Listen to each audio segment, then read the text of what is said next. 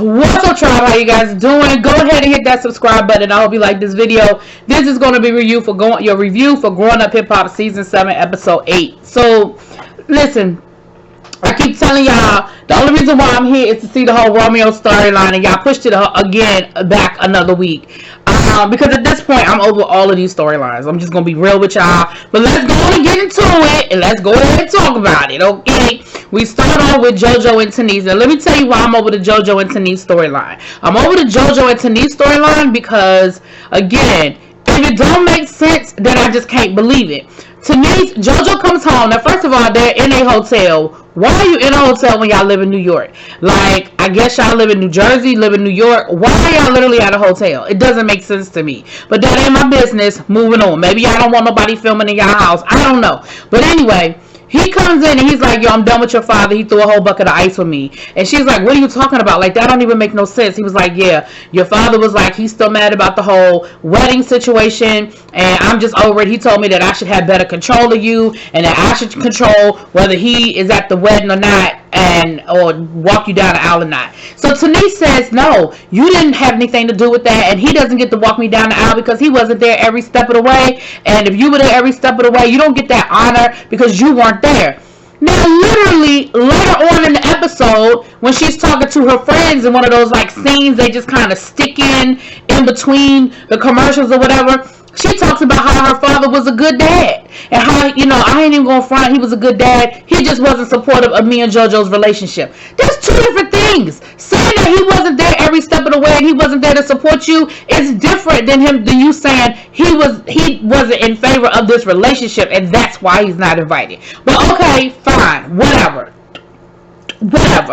So then, later on in the episode, we see Tanise track her daddy down at the Chop House, and he's an ass. And again, I don't know if this is who he really is in real life, or he's looking for a moment and getting a TV moment, or this whole storyline is just blown up and he's playing his part. Because can't nobody be that much of an ass and still have people in his life that love him. You can't sit here and be like, yeah, my dad was a good dad and I love him and he was there for me, and then in the next breath, this dude is a jerk. Like, he's gotta be acting.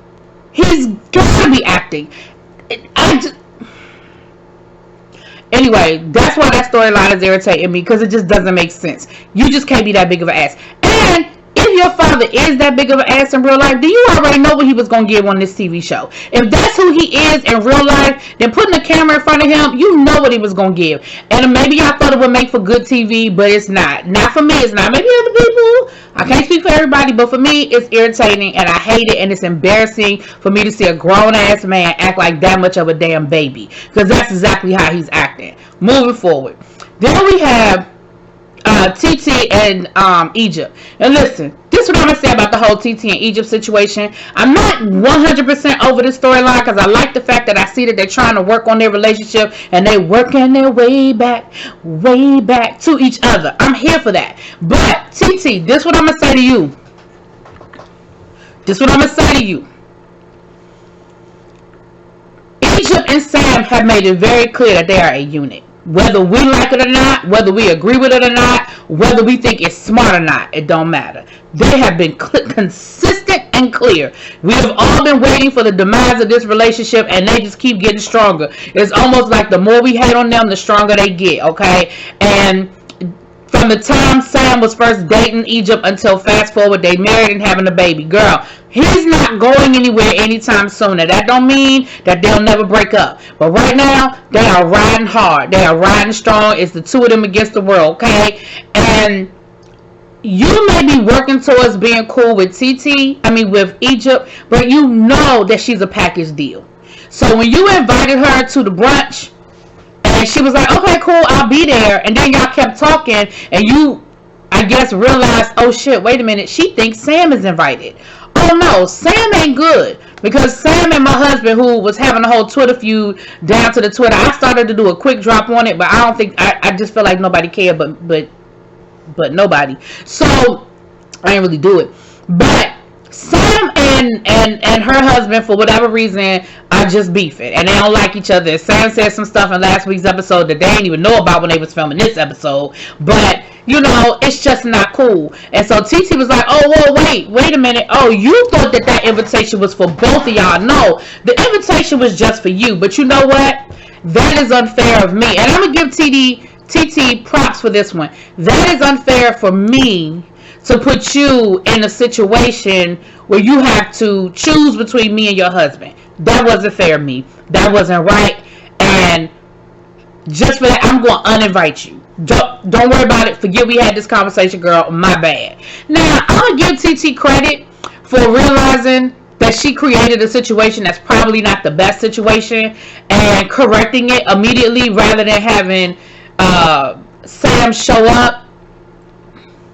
But it was funny to see, girl, you got invited and uninvited in the same damn conversation. Girl. Anyway. Then we have Sam in Egypt. Now, listen. This may be the old lady in me talking. Why are you going to court in some ripped jeans? Why is your your wife / baby mama going to court in some leather leggings and a t-shirt? Listen, and how y'all late? They running late for Sam's court date. Didn't mean to rhyme. For him to find out whether, literally at that court date, he literally could have gone into custody. It was just that one of those.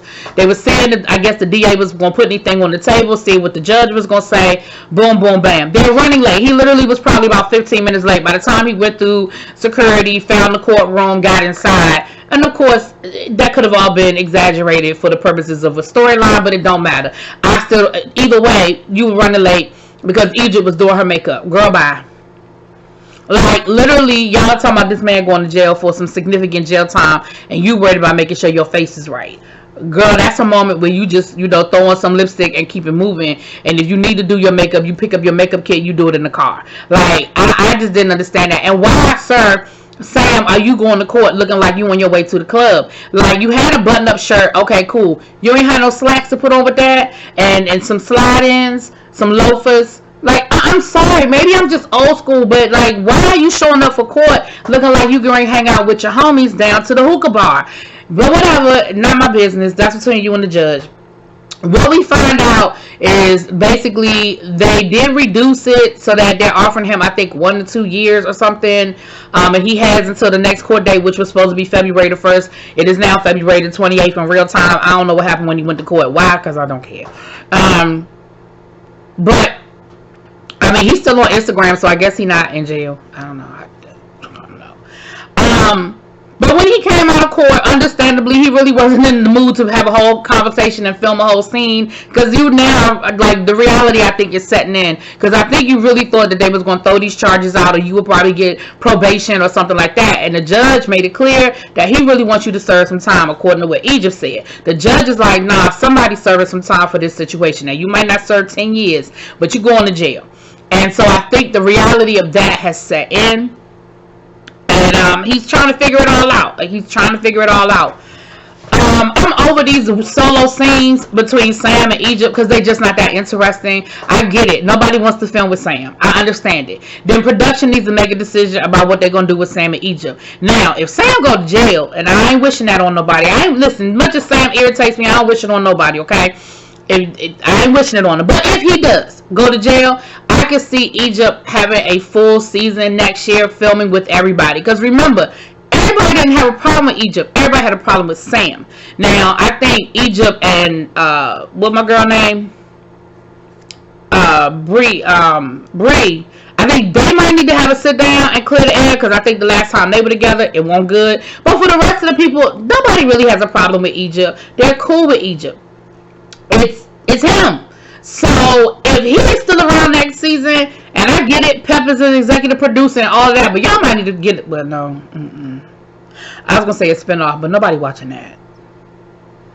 Ain't nobody watching that, but the two of them, the baby and Pep. Ain't nobody watching that. Moving on. So then we see Eric cooking dinner for his wife, Aaliyah. Again, It's like watching paint dry, because Aaliyah gives me nothing. She's probably a sweetheart. She has done or said nothing to make me have an issue with her. I think the most rah-rah we have ever seen Aaliyah was that first season when she was on there, when Bree was there and they were trying to figure out about Bree sleeping with Eric and when, where, and how the whole thing went down. But even then, it wasn't, I mean, it was more hoopah than real stuff. But neither here nor there. They're talking about Eric's habit at the casino, and she was like, listen, my issue ain't you going to the casino, because hell, I like to go to the casino and we like to gamble together. My issue is that you are always at the casino and we never have any quality time, and I need you to balance it, okay? And so they come up with this deal about how often he can go to the casino, how many days a week. This night is going to be date night, and then the other 2-3 nights you can go to the casino, but every third Sunday on the 4th at 2 o'clock we got to have a date night. And then so they went through this whole thing of coming up with a schedule for date night versus casino time, which I thought was a very cute compromise. Then she gonna turn around and say dinner was really nice. Are you gonna cook? Are you gonna clean the kitchen too? She said, I tell you what, you can go to the casino as much as you want if you're gonna help me clean up around the house. Ma'am, what? So we just went through these last 4 episodes of you fighting with this man about being at the casino too much, and you sold it and you finally got what you wanted, and you gave it away for some dishes. You got 3 kids in the house. Those are your, listen, my mama told me when we was growing up, we weren't even allowed to use our dishwasher. You know why we weren't allowed to use the dishwasher? Because my mama told me she had 3. Me, my brother, and my sister. My parents use a dishwasher now like it ain't nothing. And I was like, y'all had us thinking that the dishwasher didn't even work. We were only allowed to use the dishwasher on 3 occasions. Easter, Christmas, Thanksgiving, because that's when we used the good china, okay? That's when we pulled out the good stuff. Other than that, we weren't allowed to use the place. So I'm not understanding, Aaliyah. We went through all of this, girl. We rocked with you through this whole situation. You was bitching and complaining and moaning and groaning, put the man out the house, locked him out of his own house, and you gave it away for him to clean the dishes. This is why I'm over that storyline too. So then while they're eating dinner, Eric says, hey, got a phone call from somebody today. It's going to be a surprise. I'm going to bring him to TT's party. Or bring them. So Liz trying to figure it out. She said, oh, is it going to be some drama? He was like, yeah, it's going to probably be some drama. Girl, and I understand why she didn't immediately think of Romeo. I get it. But, I mean, you had to know what somebody to do with production, and you said drama. It ain't but too many of them people that can bring some drama that wasn't already on the show. But neither here nor there. Okay, yada, yada, yada, boo, da, boo, da, boo. So then we see Eric call TT and ask TT if he could bring a +1. And TT was like, well, is it a woman? And he was like, nah, that would put me in a whole lot of trouble if I was bringing a +1 to your party. He was like, nah, it's a guy. And she was like, okay, well, as long as it ain't going to be too much, rah-rah with the situation, come on and bring him. So, okay, we setting up the whole Romeo coming back situation, right? But I could tell by the time on the clock this was going to be a to be continued carryover to next week, that we wasn't going to really get to the meat and potatoes of the situation. I knew that's what it was going to be, the way the time was tick, tick, tick, tick, ticking. But that's okay, WeTV. I get it. That's what everybody want to see, so you're going to drag it out as long as you can. That's cool. I ain't mad at you. Respect. So we get to the brunch. TT making sure everything is everything, crossing her T's and dotting her I's. Now, old girl shows up first. Jodeci's daughter. She shows up first, and she talking about how, she dating, but she not really dating, but she is dating, but kind of not sort of dating. But she like Twist. Girl, Twist already told you that that's not gonna happen. She was like, well, I think he's trying to get back with his girlfriend. Yeah. He's been clear. And again, this is where women make me mad. And I get it. I know you having a storyline. You talking about something. But this man has been very clear with you. He was very nice about how he handled it. He wasn't rude or nasty about it. And he told you, listen, I like you. I think you cute. You might even be somebody that I would, be interested. But I have to be fair and honest with you. I'm really trying to get back with my ex. And we kind of been talking. And I don't want to mess it up. So we're going to have to just be friends and leave it here.